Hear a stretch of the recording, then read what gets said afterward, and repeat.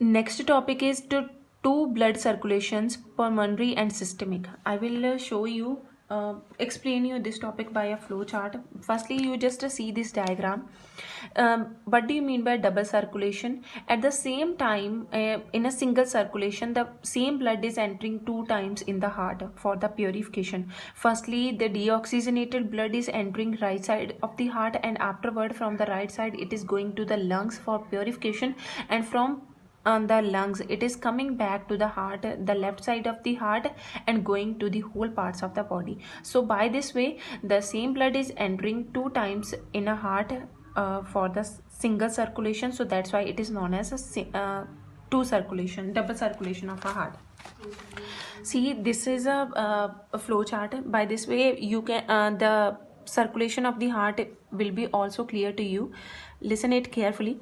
Firstly, from the superior vena cava or inferior vena cava, the deoxygenated blood is entering the heart, and that deoxygenated blood is entering the right right auricle of the heart.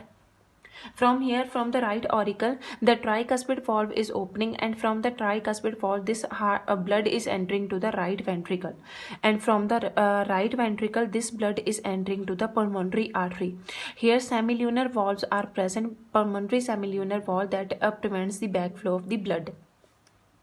From the pulmonary artery, this deoxygenated blood is going to the lungs for the purification, and afterward, from the after the purification means oxygenated blood from the lungs through the pulmonary veins entering the heart, left side of the heart, and in the left auricle.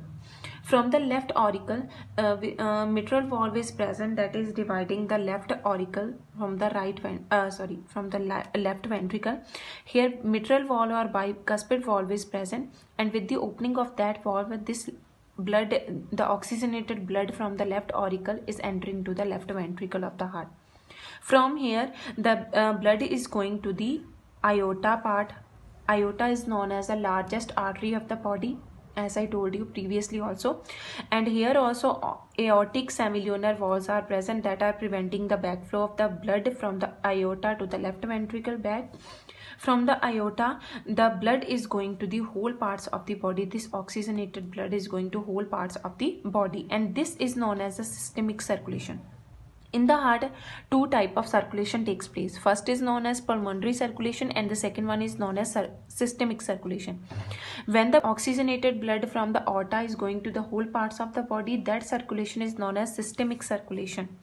Now the blood, when with the help of pulmonary artery is going to the lungs, and from lungs after purification with the help of pulmonary vein, when it is entering to the left auricle, from pulmonary artery to left auricle, this circulation is known as the pulmonary circulation. So these are the two circulations of the heart, pulmonary circulation and systemic circulation. So that's why this is known as the double circulation of the heart.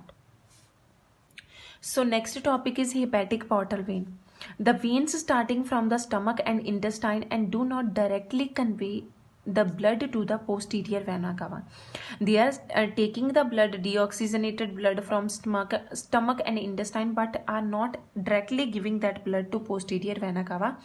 Instead of that, they are firstly entered the liver as combined the hepatic portal vein, and there it breaks into the capillaries, and from here it is dividing into capillaries in contrast to general characteristics of a vein.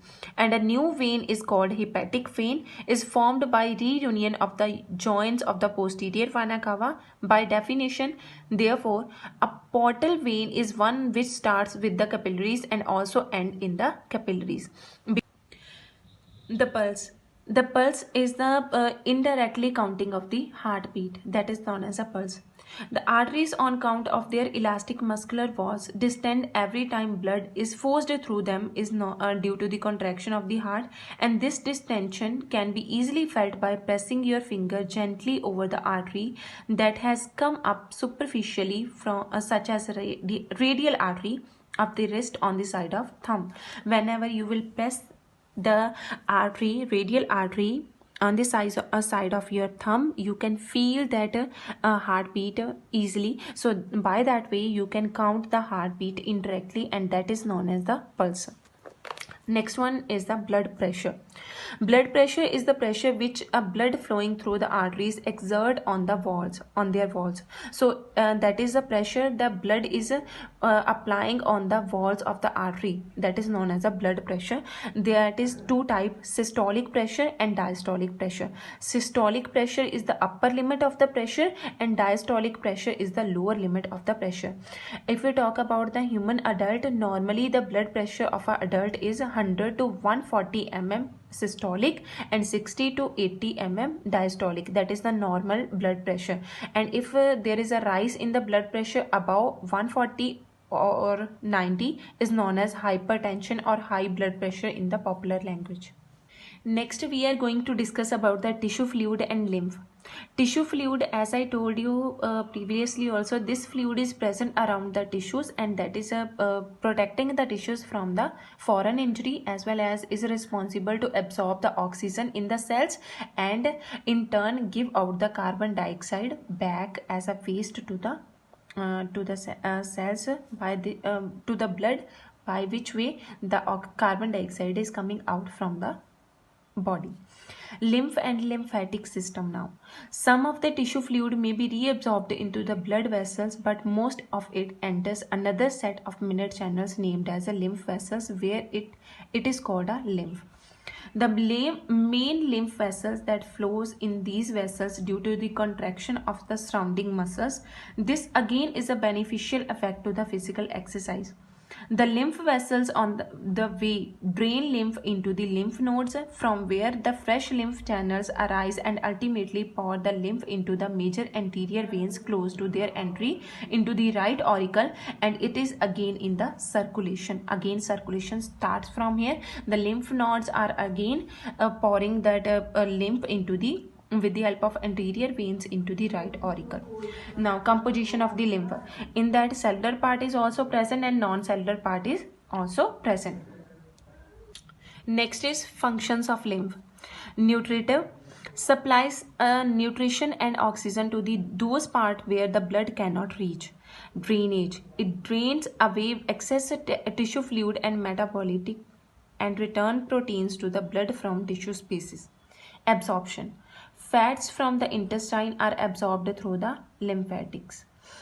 Defense, lymphocytes and monocytes of the lymph function to defend the body, and the lymphatics also remove the bacteria from the tissues, so that's why they are defending our body from the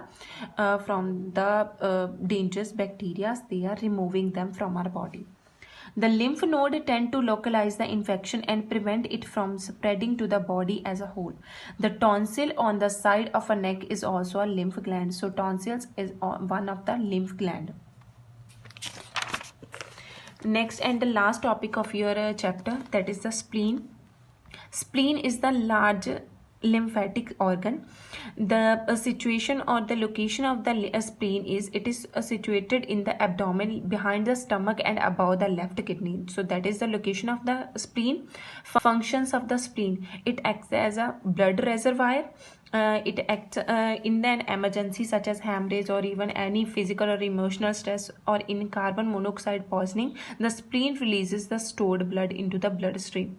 It produces lymphocytes, destroy worn out red cells, and in an embryo, spleen produces RBCs. So these are the major functions that spleen performs in our body. So this was my whole chapter. Hope you understood. If you have any query, then ask me by comment me. So thank you very much.